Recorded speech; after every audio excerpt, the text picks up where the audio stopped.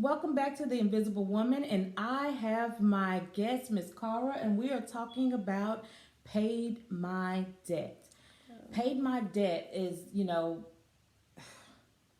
I really don't have a lot of input, like personal input about the situation myself, um, because it's about life after incarceration and how you are able to overcome and how you're able to be successful after coming out.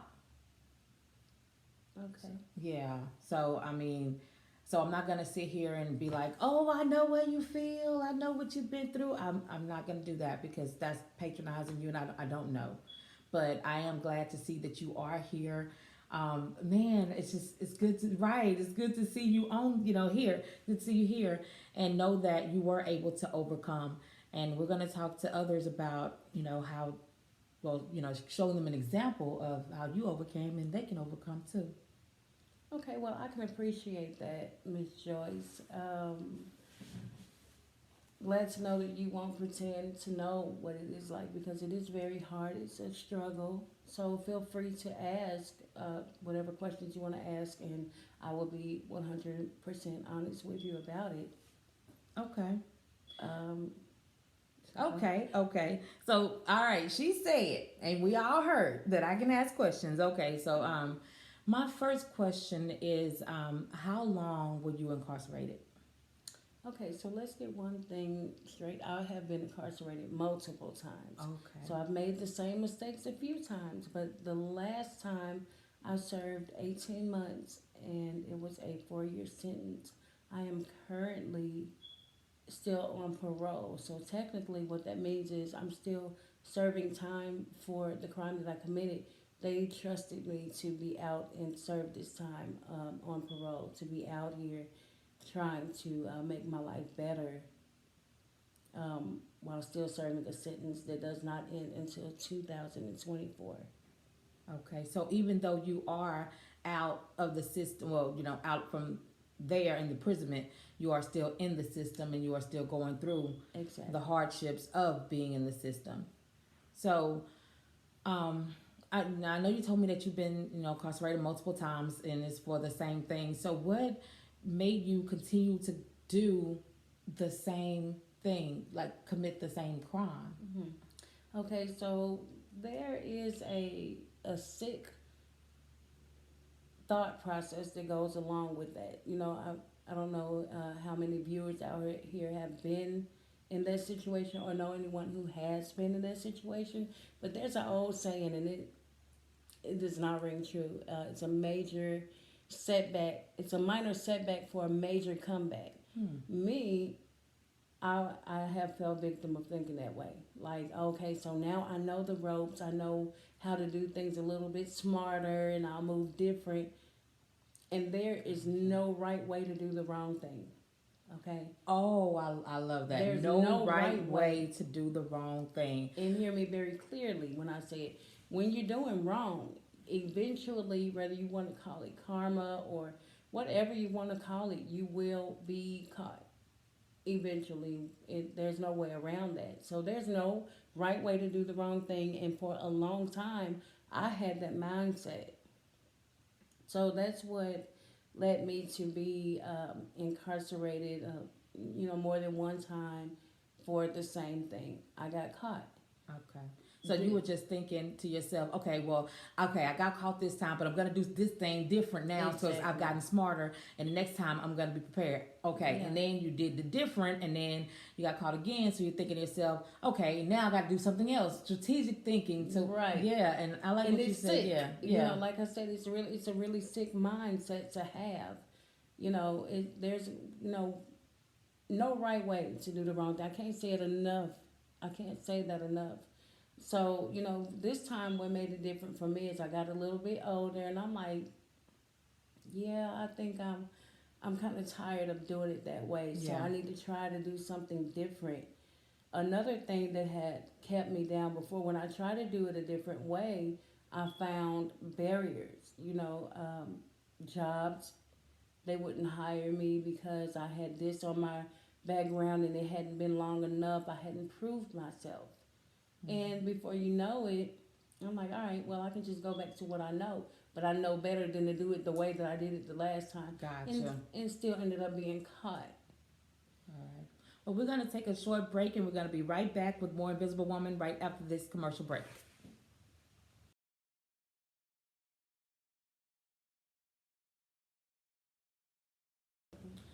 Welcome back to The Invisible Woman. We are talking about Paid My Debt, Life After Incarceration, and I have my guest, Ms. Carter, here. And you were talking during the break, we were talking about how you made the decision to, you had the mindset of, what was the mindset of, trying to do it better, trying to do it smarter? Right, it was a minor setback for a major comeback. Minor setback for a major comeback, meaning that you just thought, okay, I'm down right now, but I'm going to get out and I'm going to Get back to it. repeat it. Right. What's that? Rinse and repeat, but you're going to do it better. Oh my God, that's so wrong. Yeah, but it's wrong. But that is a mindset that I had for a long time. This is not a badge of honor that I've been incarcerated more times than I would like to admit, for having that thought pattern. The minor setback for a major comeback. As I stated before, I tried to do things a little different and found it to be too difficult or more than I was willing to go through at the time. So I went back to what I knew, which were people, places, and things, for most of us, and ended back in the same situation. It is a revolving door, and I found like Motel 6 that keep the lights on for you. Right. In the county jail Right. and in the prison systems, it's a revolving door. One that I'm not willing to go back to. So, with that being said, I'm trying some new things now that I've not tried before, which is staying away from people, places, and things that have been helpful and aided me get back to that revolving door, Gotcha. which is the county and the prison systems. I'm older now, and those ways aren't working for me. Now, with the new things that I am trying, I am finding it difficult. Because now I have a different mindset. So now that you decided that I'm not going back to that lifestyle, I'm going to do things the legal way. What barriers are you running into? Like, this making it challenging. Okay, for one, gainful employment. Most places, they require you to have high school diploma or equivalency, GED. Okay. And I have that. Other places, you have to have a clean background. Right. And this can be such places as your local fast food or retail. Right. And it's really hard when the crime that I committed isn't Like in line with violent? what I'm applying for. Yeah, What I'm yeah. applying for. With that being said, like, okay, if I'm applying for a bank, of course I would not expect to be hired if I have a credit card Right. fraud Right. or anything like that. Right. But most of the places that I've applied for and have been denied for didn't even warrant a Right. dismissal for my Yeah. gainful employment there.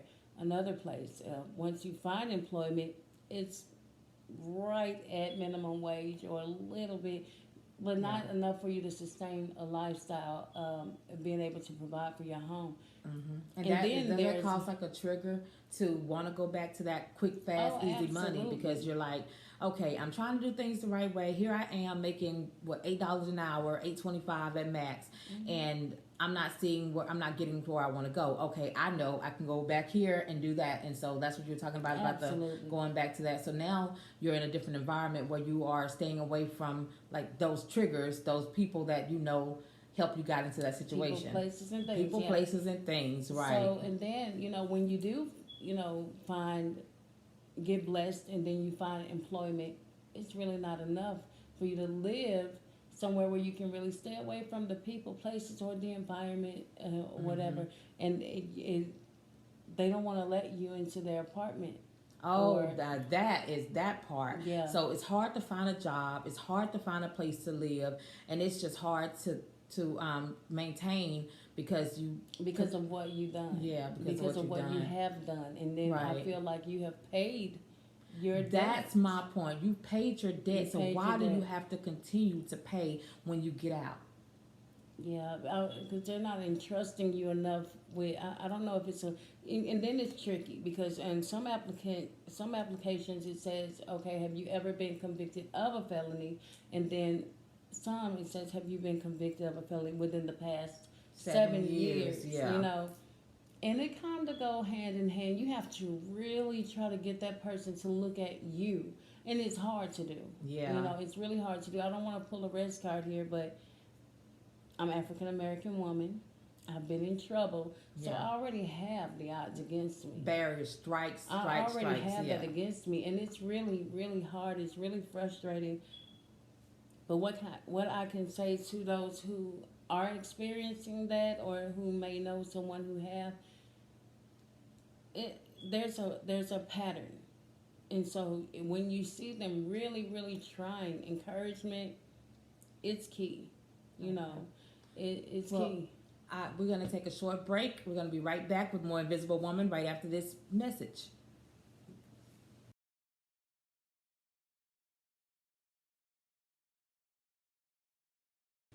Welcome back to the Invisible Woman. We are still talking about paid my debt. And one of the questions I have for you is, what about, do you have any family, any friends, anybody that you can reach out to that will help you get that helping hand to help you, get to the next level? Okay, so like I said before, there is a pattern, and I am guilty of abusing that. So, the things that I've done before made certain family members a little apprehensible about wanting to help me. Gotcha. Okay, and so I've had. So they tried to help you in the past, and then things didn't work out, and now they're like, Yeah. no. It was just like, I'm gonna see how long that's gonna last, and then it didn't work out. Yeah. And then I have family members that I could go to, but this time around for me, it was like, no, I have to get to a place where I'm really uncomfortable. This time I had to do some things that I've never done before to get some different results.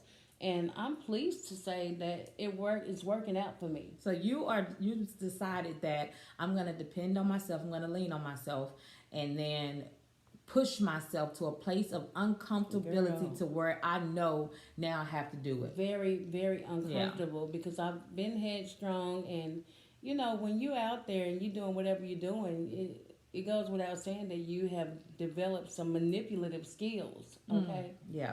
And saying that that's a whole lot of honesty right there. That is. You was like, I manipulated people. I earned. You said I acquired those skills to manipulate people.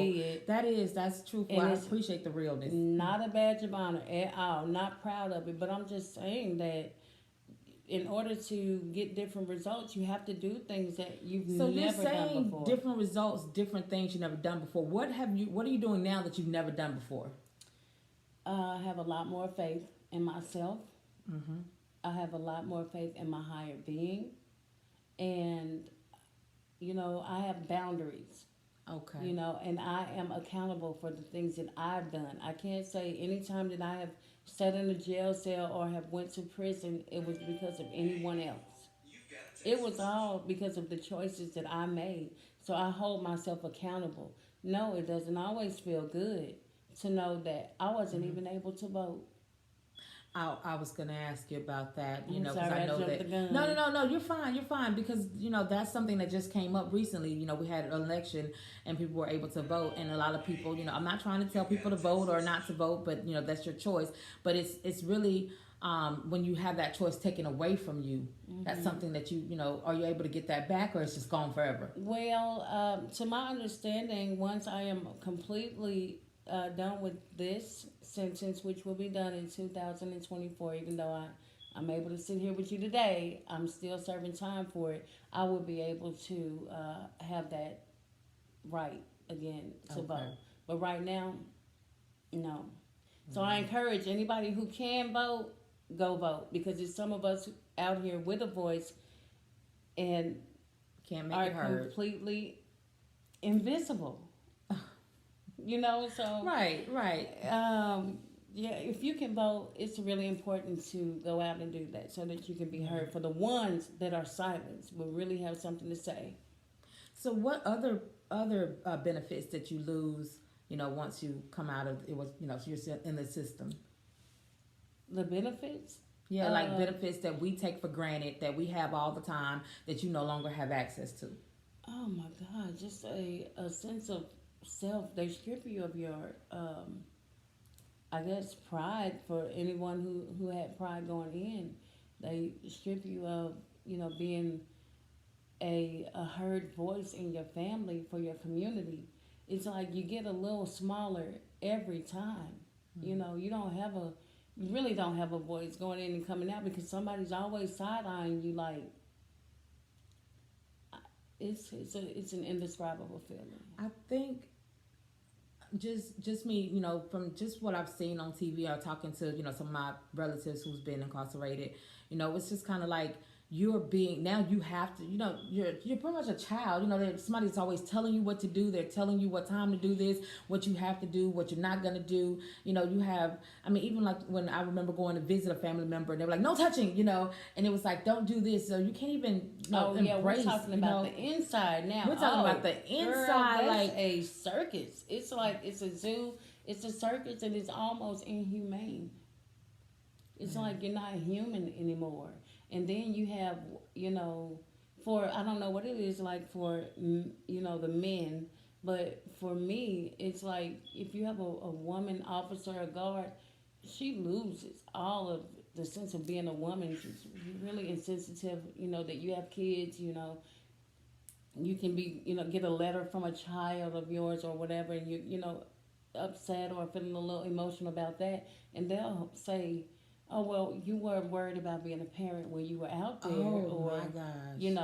you weren't, you're not worried about seeing your child when you was out there. So why is this visit so important to you this weekend?" Or it's really hard. It's almost inhumane, and gave me. It just gave me a sense of never wanting to be in that position again. Yeah. Never Well, wanting to be in that situation again. we're going to take a quick break and we'll be right back with more Invisible Woman right after this.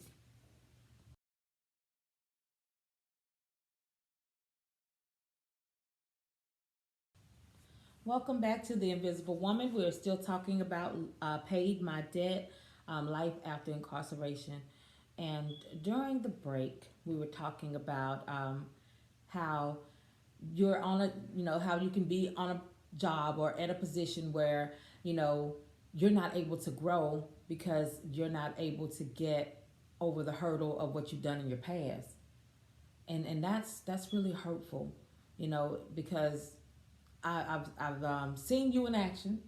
I have seen you have the experience of seeing you in action and seeing that you are very qualified, you are very capable, but you have this very big thing that's holding you down. Yeah. This is weight that is holding you back. Yeah, that's called that background. That's background. That's called paying my Wait, the dues. back holding you to the ground. Okay, what? Yeah, yeah, it is. So I've been, first of all, let me not take for granted that I have been blessed enough to find and gain employment. For the most part, I really like what I do. Right. I really You're do. good at what you do. Yeah. And thank you. And so I've been there for a while. Very thankful for the opportunity. And their position came up for me to grow within the company. And I was so gung ho about it. I was excited because I'm like, yeah, I've been here. I know this. I can do this. Right. This is mine. I got it in the bag. It was like a sense of entitlement because I do like my job, and I don't show any signs that I don't. I do it really well. I can toot my own horn when I say that. I can toot your horn. Like I So, said, I've seen you in action. You do really I'm good. really good. It's something that I know, and it's helping people. So Yeah. a position came available, been available for a while, and so I'm thinking, yeah, I got this because I've been there, and I show up and I show out.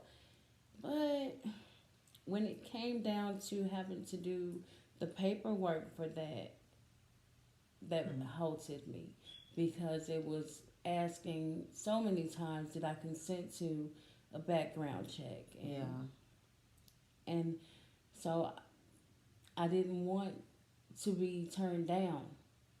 Okay. And when I was asked about, well, you got to go ahead and submit the application for that position, I kind of had to play that down. Like, you know what? I'm gonna give it to somebody else who is better qualified. Because right now I'm just not ready. And it was some truth to that. I'm not ready because what the system, what the corporate America don't think I'm ready for. I'm still serving time, even though I think I paid my dues and I think that I've shown up and shown out.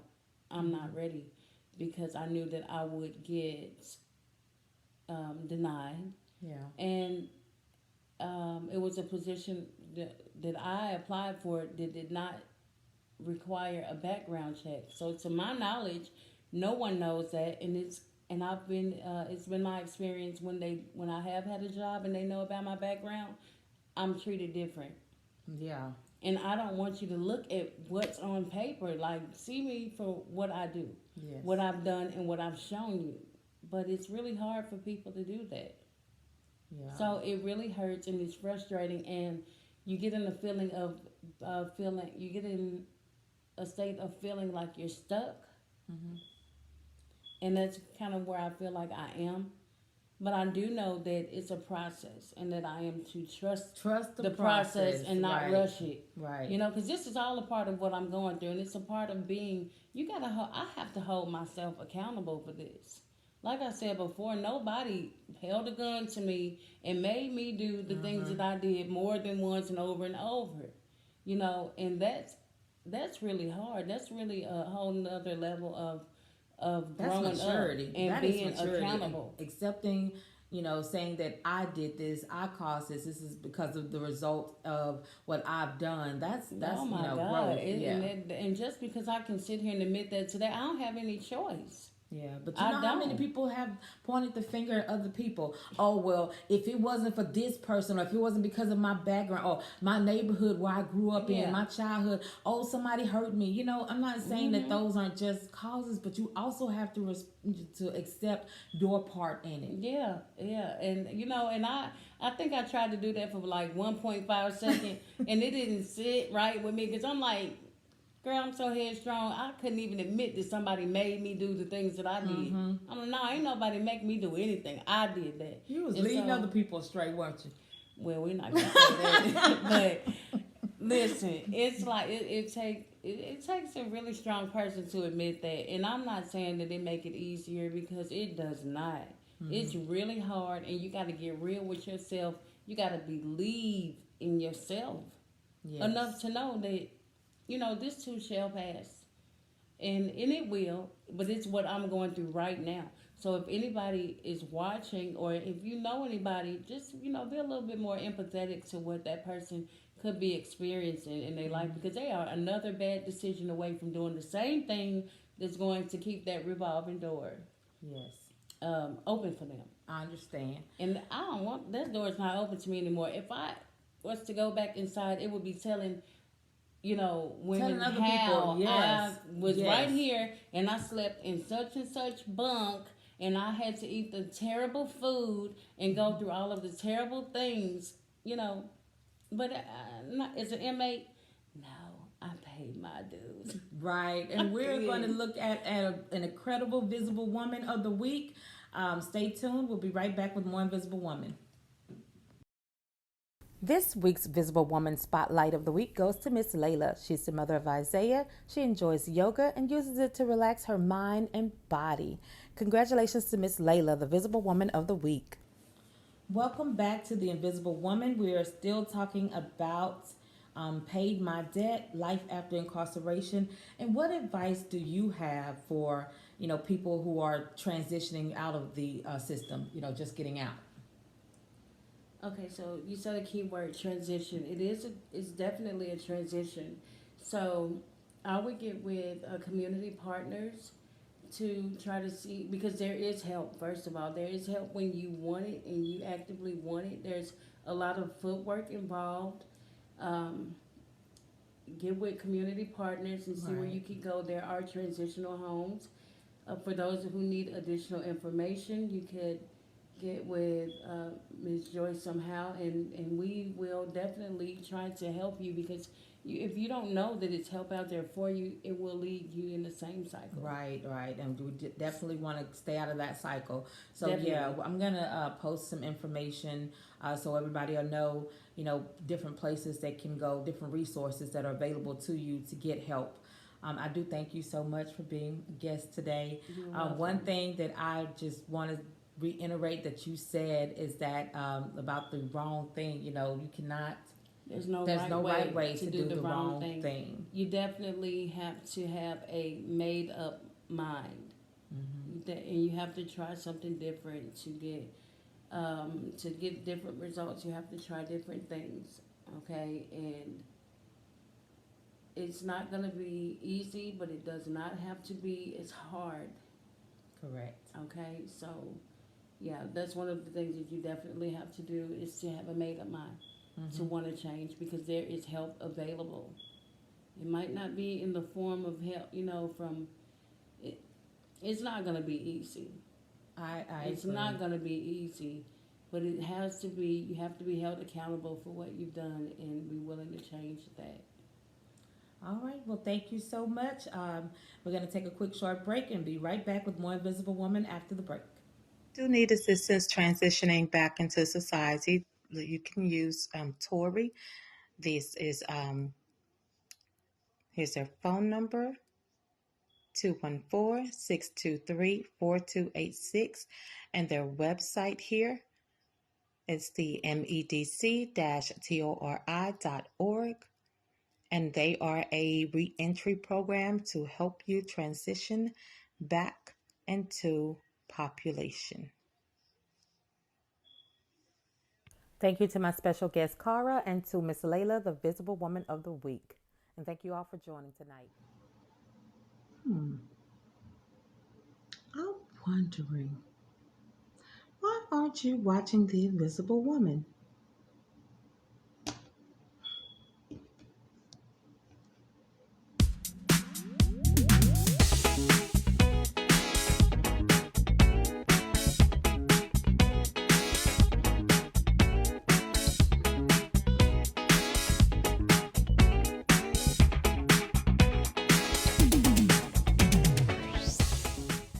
Oh, it's recording.